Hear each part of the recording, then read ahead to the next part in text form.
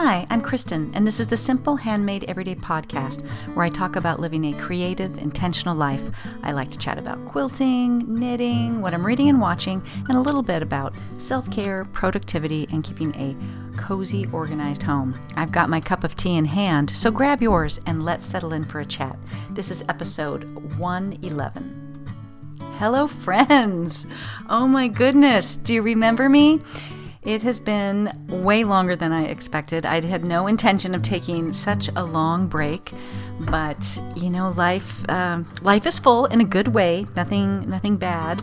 But I do feel like I've let you guys down a bit by not popping in here more regularly. So I apologize for that. Even though I swore when I started this I would never apologize for not recording, but here we are.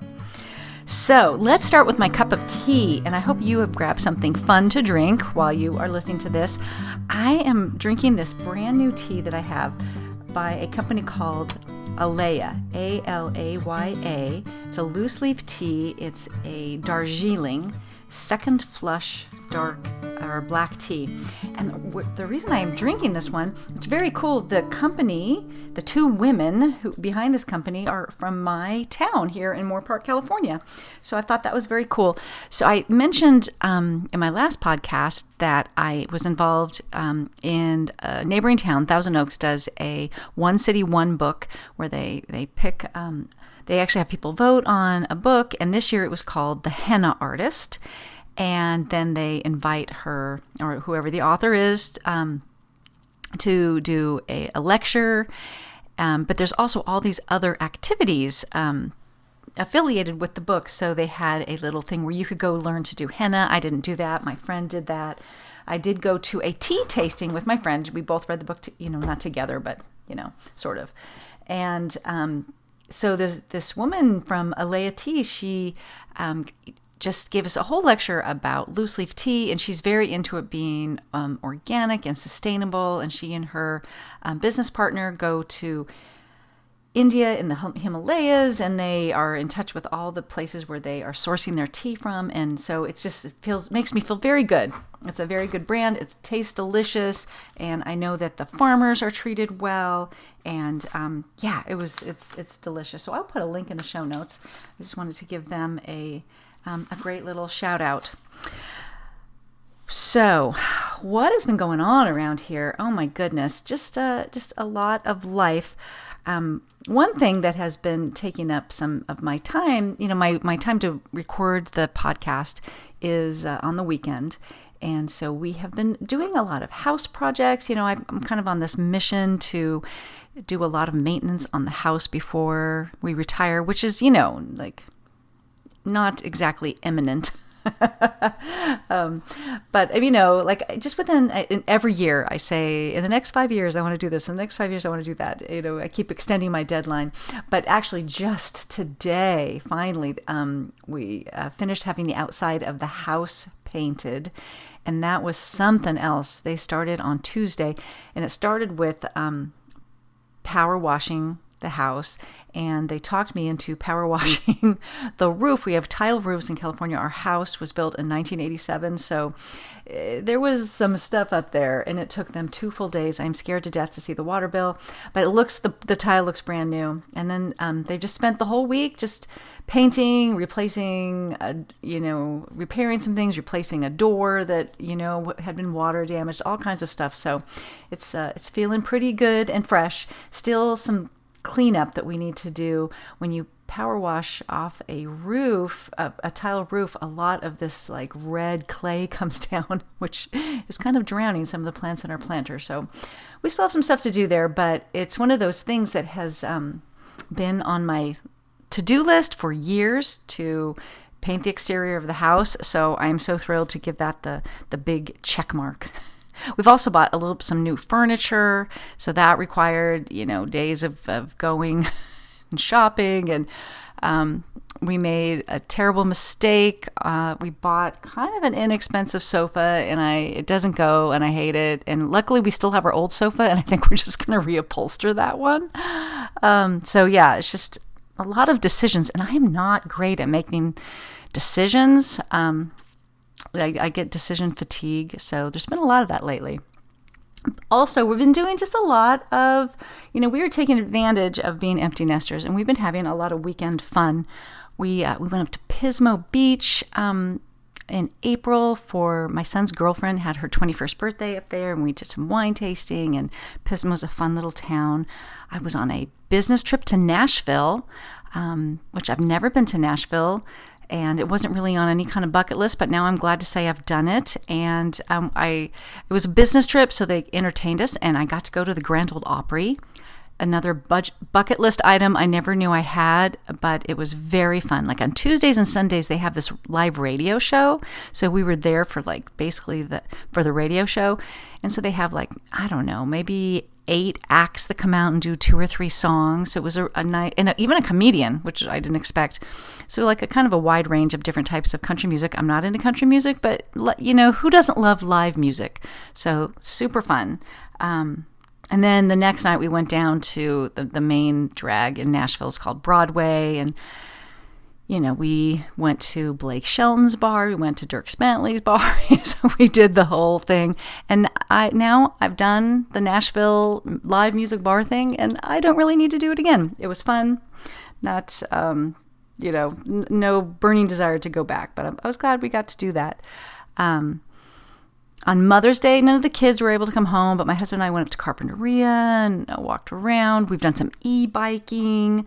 We met the boys in Newport Beach. We were scouting out beach rentals for the summer vacation, so we met our boys that are in San Diego, which turns out Newport Beach is halfway between us. And so we had a nice lunch and decided, this is very nice, not where we want to have vacation. Kids have come and gone and been here for weekends and stuff. So just kind of a lot of really good stuff. And so it just left me just not hugely interested in doing the amount of crafting that I used to do, which is weird. I have all the time in the world now. Not all the time. I mean, I work and stuff, but I definitely have more time. Somehow I'm just kind of struggling with that. But so let's just get right into the quilting. So last we spoke, I was talking to you about the Ridges quilt, and I'm like, by the next podcast, which was, I think it's about 3 months ago now. I'm like, I hope to say it's done. It's not, but it's almost done. And as a matter of fact, it might be done by the end of the weekend. It's all put together, and I just need to sew together. It's 8 rows. The rows are put together. I just need to put it together like that. It's probably less than an hour's worth of work, and so I would. I'm kind of happy to get that done, and I'll get it to the long armor and get it hung up in this room where I'm recording. So, and I don't know what my next. I've got at this point there will be 4 quilts that need to be long armed and bound. And it's funny, when I first started quilting and I heard about people who had these stacks of quilt tops, I'm like, why would you go to all the trouble of making a quilt and then just not finish it all the way? And here I am, I've got the stack. I never thought I'd be that person. Yeah, I guess that will be, my next step, and maybe that'll help get me back into it. In the meantime, though, my friend Patty over at Elm Street Quilts, she was like, what was the name of that that quilt you made one of your sons? So we kind of went back through my Instagram, and she was talking about a quilt called Brushstrokes that I made for my son from some leftovers from the quilt that I made for my other son. And so that is a free pattern. I'll put a link in the show notes from a woman whose company is Shiner's View, and if you don't follow her on Instagram, you should. But this is a free quilt if you sign up for her newsletter, which I don't think she actually has a newsletter going, so it's not like you're going to be spammed. And if she ever did have one, I think it would be good. But it is, it's kind of improv-y, but the amount of work that this woman put into the pattern is phenomenal. It's a very well-written pattern. So Patty made one with really pretty blue and grays, and I'll link to her. I think she's probably done a blog post on it. I'll link to it, and it's kind of made me want to make another one. But so anyways, I'd like to just bring that, if you're looking for a modern, it could be for anybody, but it's kind of good. It's a little bit masculine kind of quilt. I think sometimes it's hard to find quilt patterns for men. So that would be a really good one, and it's free. So I will link to that.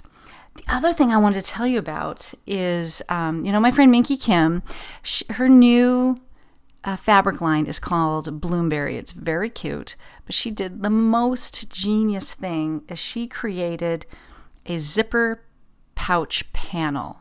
So on this zipper pouch, on this panel, this 1 yard of fabric, here I'm bringing it up on the computer so I can tell you about it. Yeah, the panel is 35 by 42, so it's a yard.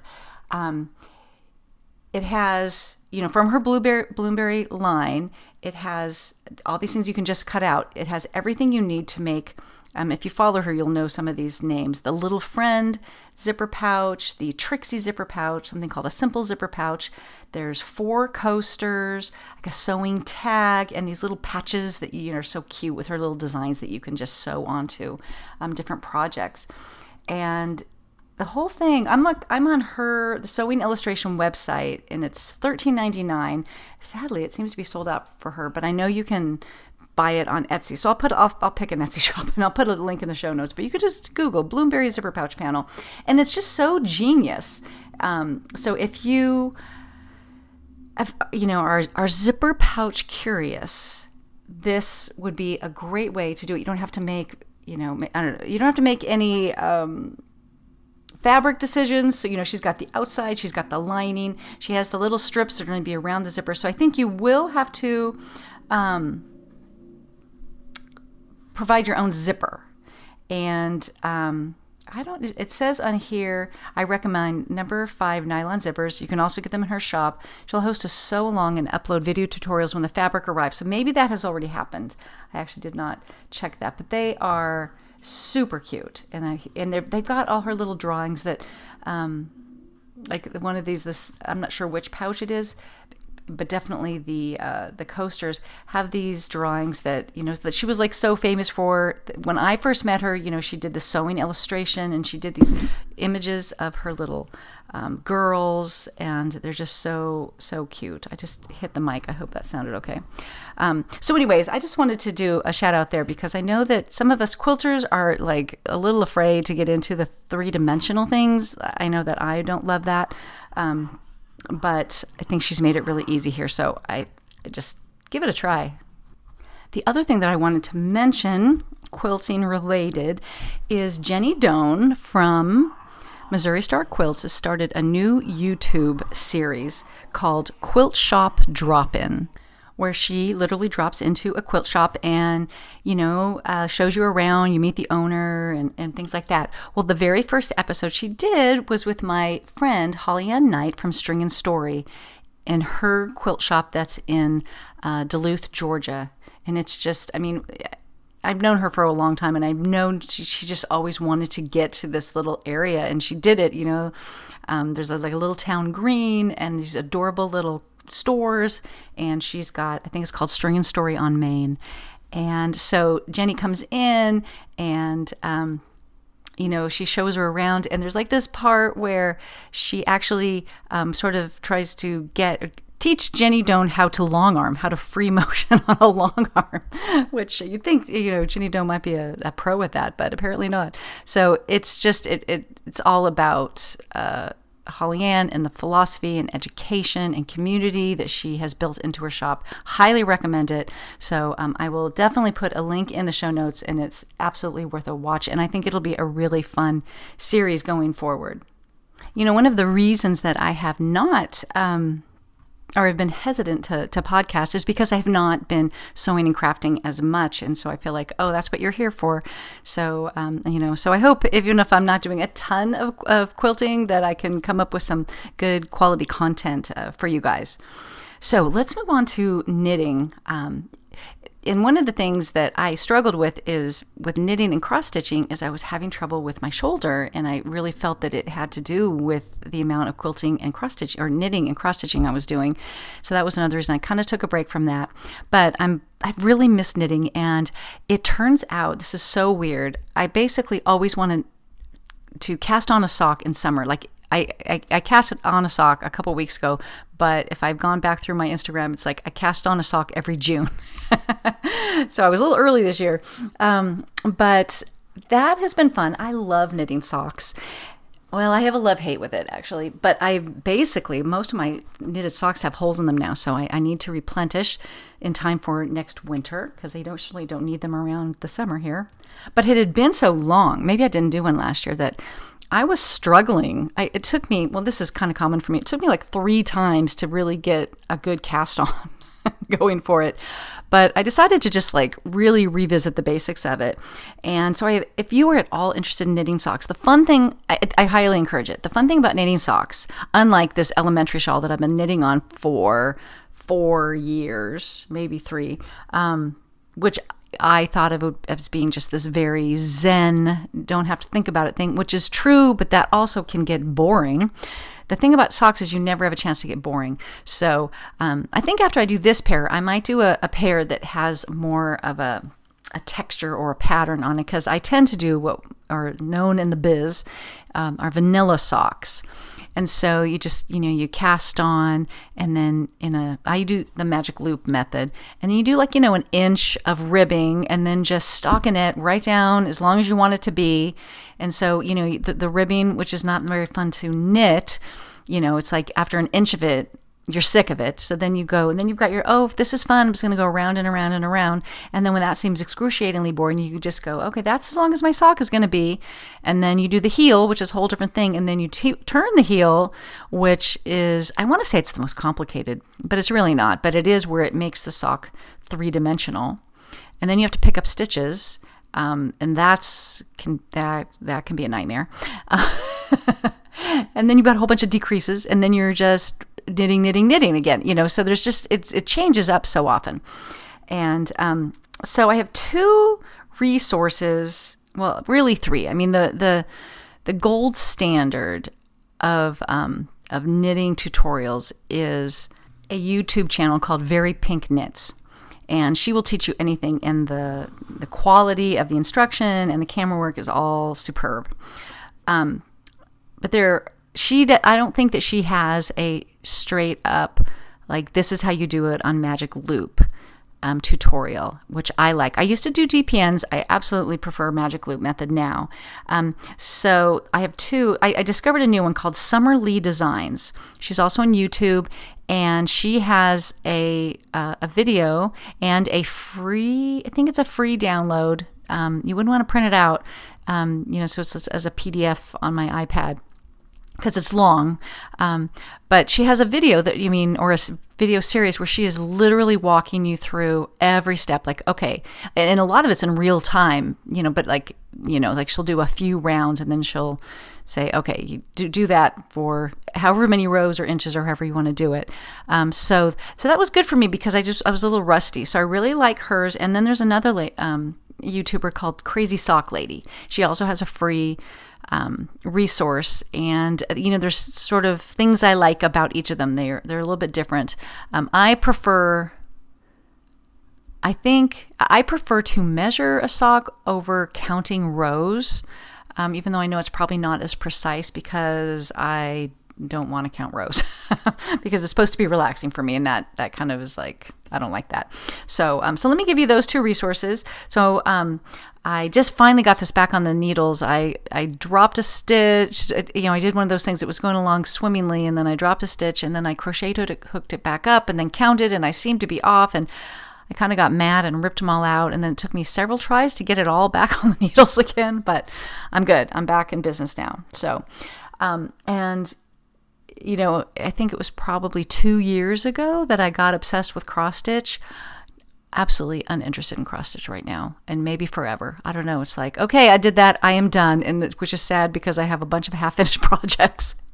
But it'll be interesting to see if I come back to that. But I just absolutely, I gave it up because of my shoulder, and now I'm just like, yeah, I'm not doing that anymore. So who knows? So that's what's going on in the non-quilty, crafty areas. So let's move on now to TV and movie, and I'm sure that I have not included everything. Let's be honest, if I'm not crafting, I'm probably watching too much TV. So And I haven't talked to you in months and months. So let me tell you about a few movies that we watched. One of them, and this was a while ago, is called Dumb Money. And if you remember, during the pandemic, there was this whole thing with GameStop and the stock trading app Robinhood, where the stock for GameStop went through the roof, blah, blah, blah. If you have young men like my kids' age, they were all over it. Not that they were investing, but they were following it. And I never really understood what was going on. So there's a movie about it. And it was very entertaining. And I felt like I really understand what that whole thing with retail traders and stuff is about. So that was educational, even though it's totally fiction and it's funny. I felt like I learned a lot. We also watched Maestro, which is the story of Leonard Bernstein.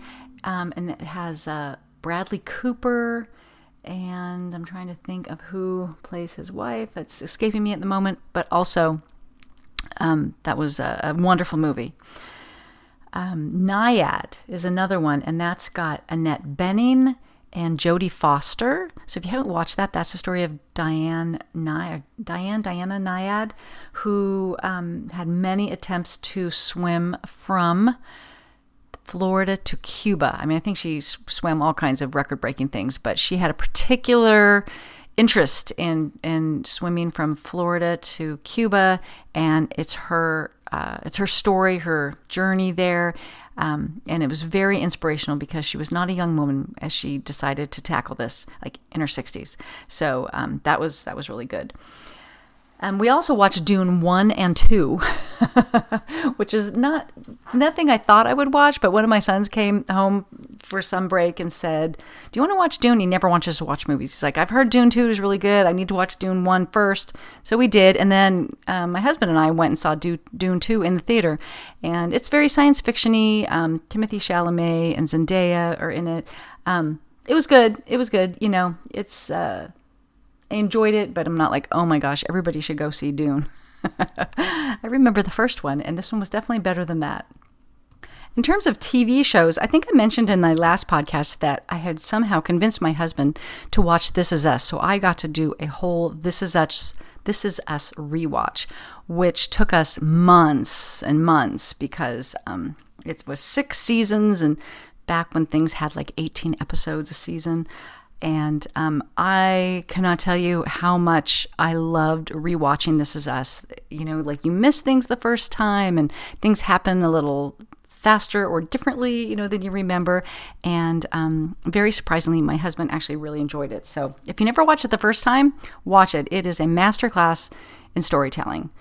So I love that. And we just finished the very last season of Curb Your Enthusiasm. I don't know if you're into Curb, but I'm glad I can say that I watched the whole thing, but it's a little dirtier this season, and I'm a bit of a prude. Got to be honest with you. So that was, I'm like, But anyways, we watched it. They ended it better than Seinfeld. So that's what we've been kind of watching, just the two of us. And then, when I'm off on my own in my own little bubble, I stick to Acorn mostly. And that's been fun. I don't know how many of you have got Acorn subscriptions since I've been raving about them for so many years, but there's a new season of the Brokenwood Mysteries, which takes place in New Zealand, and that is always a fun one. I found a new one called Monsieur Spade, and it's a very interesting twist. I'm a bit of a Francophile, love all things about France, and this takes the character of Sam Spade from, I hope I'm not wrong in saying this, the Dashiell Hammett books from the probably, 30s, 40s, and makes him an older man who is now living in France. And I don't want to spoil too much, but it's weird, and it's got this weird mix of French and English, which I get a kick out of. I love to listen. Watch these things in French, and it's not entirely in French. It's kind of a mix, and they're going to give you the subtitles for the French. But with my college level French, it's fun for me to see if I can kind of pick out phrases. Same thing. I think I've talked about a show called Candice Renoir, which is also an Acorn. It's entirely in French. And so you have to watch subtitles, which means I can't do anything like knit or sew because I'm reading the whole time. But I get a kick out of those French shows. What else? There's a new season of Harry Wild, which is with Jane Seymour. And it takes place in Ireland. And she is a very cantankerous, retired English professor who somehow starts solving crimes. But that's very fun. And she is a great character. And then I've talked before about Madame Blanc, which takes place in France, a woman who is an antiques dealer who kind of collaborates with the police to solve certain things. So, I mean, do I have a type or what? But there's new episodes of all these things, which is always fun for me.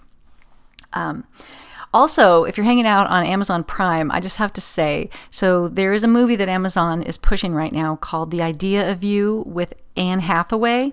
And I haven't really watched it. I've watched about the first 30 minutes of it, only because it was filmed in the house that my friends and I stayed in when we went to the Atlanta QuiltCon. It was our Airbnb. And we knew, they had said, we've made some changes because they just finished filming a new Anne Hathaway movie there. And so, like in the first 5 minutes, you can really see the kitchen. I'm like, yep, that's the kitchen. And there's like a screened porch, and I'm like, oh, I called my husband from there, and so I'm sure there's more as you go. It's not really it's fine. It's about an older Anne Hathaway. We're supposed to think she's old. She's like 40, and she develops this romance with a probably 25-year-old sort of pop star guy. But anyways, I was watching it purely for how many glimpses I could see of her home, which was our Airbnb. So that was kind of fun. Over on PBS, I had a total rewatch of Home Fires, which is, I've talked about before. I've watched it multiple times. It's a World War II village in England. It's all about the Women's Institute, the WI, this group of friends, and how they keep the home fires burning and what happens in their little village. So, which led me to start rereading. So that show got canceled when they had left the last season as a cliffhanger. So the writer of the show wrote follow-up novels so that he could finish out the story that he wanted to tell. And I told you about this years ago, but he is a better screenwriter than novelist. So they're not great books, but if you just want to know what happened to these characters, they're totally readable. It's just like, he's not going to win any literature prizes. But I was very happy to keep going with those characters. Also on PBS, there's a new season of Miss Scarlet and the Duke, which is so fun. I love that series. And that's like maybe late 1800s kind of time frame. Woman whose father was a private investigator dies, and she tries to take over his business, but being a woman trying to be a detective in that time frame, she runs up against some obstacles. So that's a really fun show. Now, the thing that I'm watching right now, which I never thought I would watch, but I am, is I finally have caved, and I'm watching Bridgerton on Netflix. Now that we're on season 3 and everyone's talking about it, I'm like, I'm going to try this. I don't know how many of you've watched it. I'm a little surprised by how many people are so passionate about it. It is such a fun show. I could do without the sex scenes, to be perfectly honest with you. I mean, that's the thing about it. It's like a Jane Austen story, 100%, but a little bit more fun. And there's a lot of, I feel like there's a lot of humor in it. And it's like not every episode, because I was into it like 4 episodes. I'm like, what is everybody talking about? And then I got to like episode 5. I'm like, oh, this is what they're talking about. But you just, if you're not into it, you can just fast forward past it, which is basically what I'm doing. But the stories are fun. The casting is amazing. The sets and costumes are like brilliant. I love them. I actually thought Bridgerton was the name of a town. Turns out it's the name of a family. And there's this, I love shows that kind of do this. So everything about the Bridgertons is sort of like light blue, kind of this icy color. It's all in blues, and they all look very beautiful and elegant. And then there's the other family called the Featheringtons, and everything there is very. I even heard them use this word citrus colors. It's all very oranges and yellows and beautiful, but a little garish. And that kind of goes with, the vibe of each of the families. And so, that kind of stuff is just very fun. So I'm on season 2, which is decidedly less racy than season 1, at least so far. But anyways, if you've been in I don't know, I mean, that's how I felt about Outlander too. I don't need things to be that racy. Actually, with Outlander, my issue was really a lot about the violence, because I've really learned that when you read things, you imagine to your level of comfort in a way. And so like with, if you've read Outlander, there's a scene, where Jamie is basically tortured. And when I watched it, I was just like, oh my God, I can't watch this. This is awful. Where, I realized it was bad and when I read it, but not like this. So, and I guess there's a new season of Outlander. I've kind of completely lost the plot on Outlander. I've read many of the books. I have no idea where I left off. I watched a few of the seasons, no idea where I left off. I'm not sure I'll ever dive back into that, but who knows. So anyway, have I watched enough TV for you in the last 3 months? Those are the things I wanted to share with you. And I've also done some reading. I listened to the audiobook of Tom Lake, which is the new Ann Patchett book, and it was read by Meryl Streep, and she was brilliant.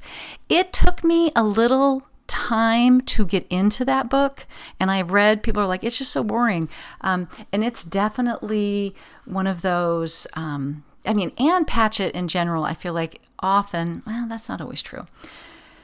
If you read The Dutch House by Ann Patchett, which was narrated by Tom Hanks, it's just a story about a family. I mean, it's not like they're not huge plot points, but it's still an entertaining story nonetheless. So in The Lake House, it's like takes place now, and Meryl Streep, the mother, in this scenario, is all her 3 girls are home because it's COVID, and they live on a cherry farm, and so they're out. The whole family's working the cherry farm, and she is just telling them the story of this summer that she spent at Tom Lake, which is a place in northern Michigan. I don't know if it's real. It's probably not even real, but where she did like summer stock theater. And so she had a little brief career when she was young, the main character, the mother, as an actress, where she dated someone who went in the summer stock theater thing, dated someone who went on to be a very famous actor. So I feel like it's like if you, we're doing, and it's all about the Our Town. She did the play Our Town, and she's done it many times of her life, and that's what they're doing at Tom Lake. And it's like if you were in a play with George Clooney when he was 21, and then you stopped being an actress, but then you watched what happened to George Clooney or whatever. That's what it kind of felt like. So it's kind of a quiet story, but I really enjoyed it.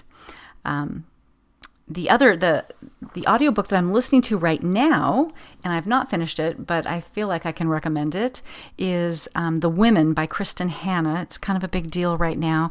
And that, the narrator for that is Julia Whalen, who is my, Meryl Streep was awesome, but as an audiobook narrator, as a career, Julia Whalen is my favorite. She's done many of my favorite books, and I think she's like, if you follow that a lot, I think she's just about everybody's favorite. So she's doing a great job.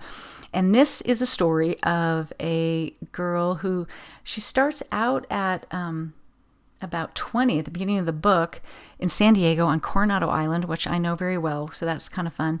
But it's 1966, and she becomes a nurse, and she goes to Vietnam. So it's really all about what it's like being a surgical nurse in Vietnam, and it can be pretty gory, but it is very well written and, really shines a light on the women who worked at these hospitals during Vietnam. The doctors got all the glory, but these surgical nurses, held the whole thing together in many ways. So that has been really good.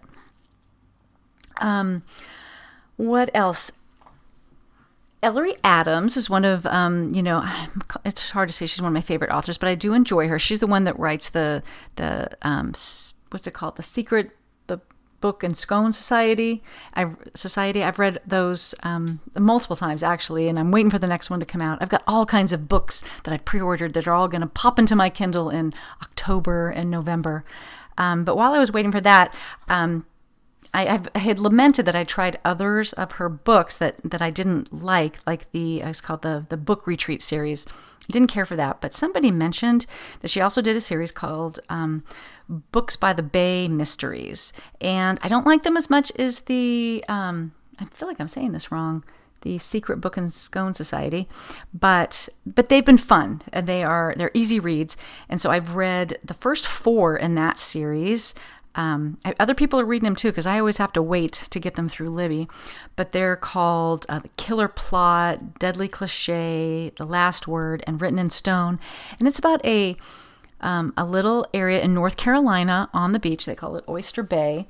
And there's a woman who it took me a long time. I always pictured her name's like Olivia Limoges. And I pictured her being an old woman till I had to correct that when I found out that she was like 40.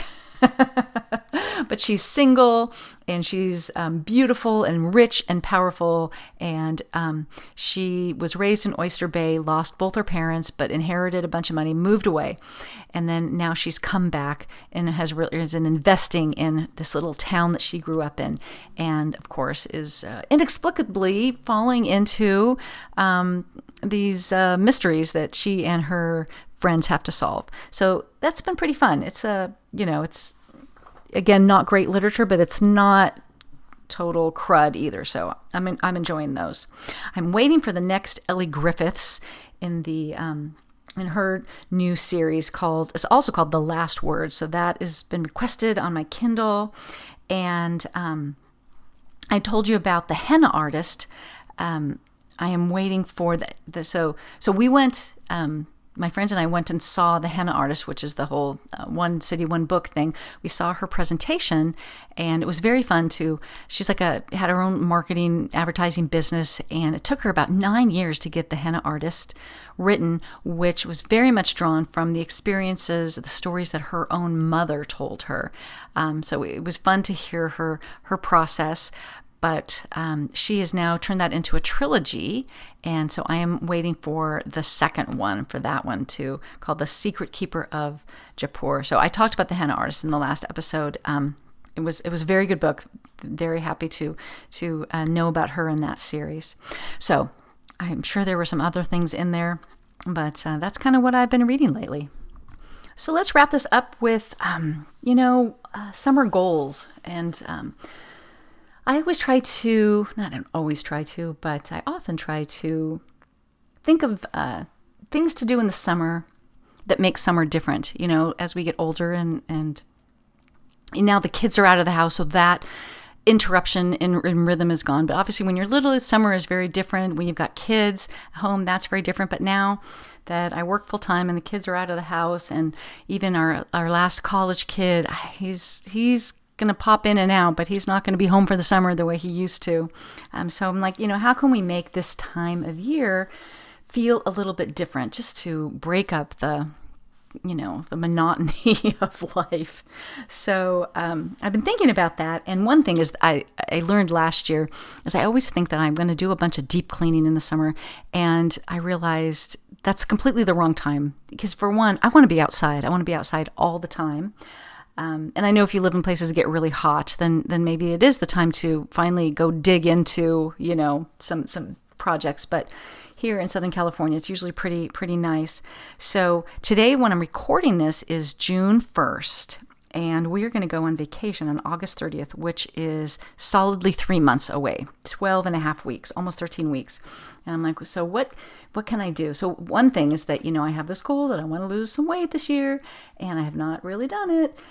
So I committed with a friend that I was going to start tracking my food for the summer, for these 3 months. I'm going to do it. Whether I continue it in the fall and September, I don't know. But that's one thing, is that I need something to kind of shake things up. So I made that commitment. I'm also, going to continue or restart limiting social media and scrolling time. I haven't been posting, but I have let the scrolling seep back into my life. And when the kids were home at Christmas time, I took all the social media apps off my phone and was just like, I'm not going to do this. And it felt so good. But it's so easy to, if I'm on the computer, I can peek and see what's happening. And I'm just realizing that so much of social media, and I guess, it depends on how you curate your feeds, but it makes me feel inadequate. It makes me feel bad about myself, whether it's how my home looks, how I'm dressing, my makeup, my hair, all, the house decor. I mean, I get new ideas and inspiration from those things, but inspiration and what's the other word? And feeling bad about it are, in comparison, it's a fine line there. So I just want to, stay off doing that, maybe do a little bit more journaling. And also, in addition to tracking my food, this kind of goes hand in hand with just a little bit of a habits reset, making sure that I'm taking my vitamins every day and drinking enough water every day, and things like that. Just a little bit of those habits that are, I don't know, I'm going to say are 75% there for me, but I can let them slide. Flossing, little things like that. So because I'm not going to be scrolling for both social media and news as much, I want to read good books. I want to get in the habit of picking up my Kindle, because I do read most things as an e-reader, and that's the thing, is I charged up my Kindle so that I don't reach for, I have an iPad mini that I do most of my scrolling on rather than my phone, and I do have my Kindle app on there, and that's all good, but it's very easy to switch over out of the Kindle and start scrolling on an iPad. So my Kindle is, kind of can get me out of that loop. And I just want to be outside. I want to be, I already exercise outside. We're doing, e-biking. I'm playing pickleball once a week. We're playing golf. So those are all make me happy in ways of being outside. We are taking a pretty low-key approach to the garden, the backyard this summer, and just kind of weeding it and keeping it going, and not trying to revamp. And we used to kind of just invest a few $100 into it and change out plants and do things like that. Not doing it this year. It looks okay. We're just gonna kind of keep it going, and that is good enough for me. Well, I guess that is about it. Thank you for spending this time with me. I really appreciate it. And I would love to know if what you guys are doing. I do pop in and see what's going on in the Simple Handmade Everyday Facebook page, our Facebook group, private Facebook group, I should say, every once in a while. And you guys have been posting some of your finishes there. And thank you for doing that. Thank you for keeping that going. I really appreciate it. And I love to see what you guys are doing. I'll post this in there. In that group, this episode. And if you want to, chime in with what your summer plans are or what you're making, I always love to hear that. As always, you can find me online on my blog, Simple Handmade Everyday. I am on Instagram as Kristen Esser, and please consider joining the Simple Handmade Everyday private Facebook group so that we can keep the conversation going. Have a wonderful week.